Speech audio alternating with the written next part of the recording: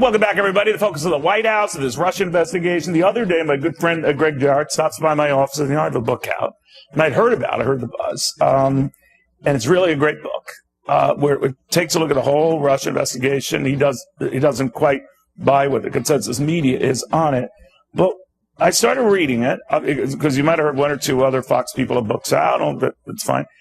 This is enormously researched, footnoted, references to things that happened back in the Stone Age. I'm telling you, it's awesome. Now, you can quibble with the conclusions and all of that. Those, of course, who don't like the president, others who do. But man, this is a riveting read on what's happening now in real time and whether the president is a crook or whether he's being railroaded.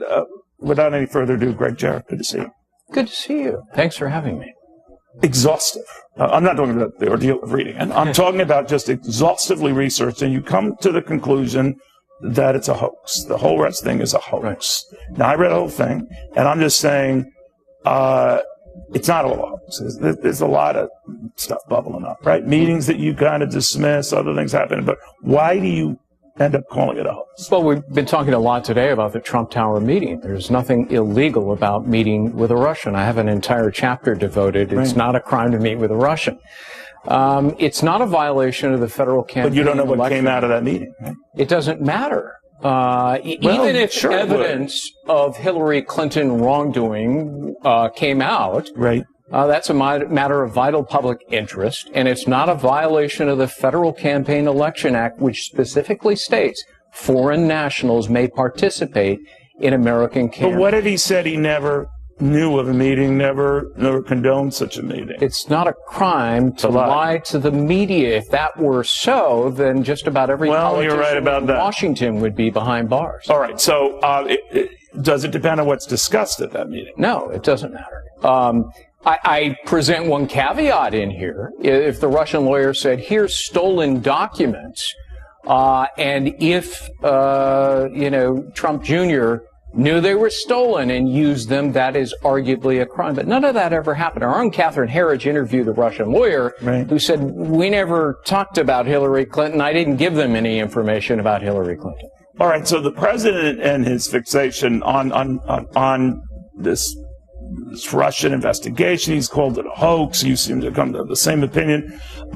But you do acknowledge the Russians were involved in mucking around in the process. And that's not good. Do you think the president then with Vladimir Putin should have been more forceful about it? That's a political judgment. I think he is trying to engage in rapprochement with the Russians to improve relations. And how can you argue with that? I mean, look, they have, they're a nuclear power. And they're certainly a strategic adversary of ours. And why wouldn't America want? No, I'd see all of that, but I understand why he's frustrated by this because I do buy that I don't think it altered the votes or the outcome and all that. But I do think he's betwixt and between how to deal with it because every time he does, he feels that his legitimacy as president is being called into question. I don't think that's right or fair. Clearly, you don't either. But do you think the more we get wind of information like meetings that we didn't know were going on, or that business tie-ins prior that we didn't know were there, at least raise concerns about ties that are dangerous? I see no evidence of collusion so far. Even leading Democrats, Joe Manchin, Mark Warner, Dianne Feinstein are on record saying the same thing. Trey Gowdy said something interesting on Sunday. He said, as chairman of the Oversight Committee, I've seen more classified and top secret documents than anybody, and I have yet to see a scintilla of evidence of collusion, which, by the way, is not even a crime in a political campaign, as I talk about in my book. No, you go through that. But Sean Spicer was here just the other day, Greg. He has a book out. Yours is doing much better. But anyway, he was saying, Neil, it's not a witch hunt. For the president to call it a witch hunt is not right. You say? There have been 5 investigative committees looking into this. They have interviewed 175 plus witnesses. They've reviewed 500,000 documents.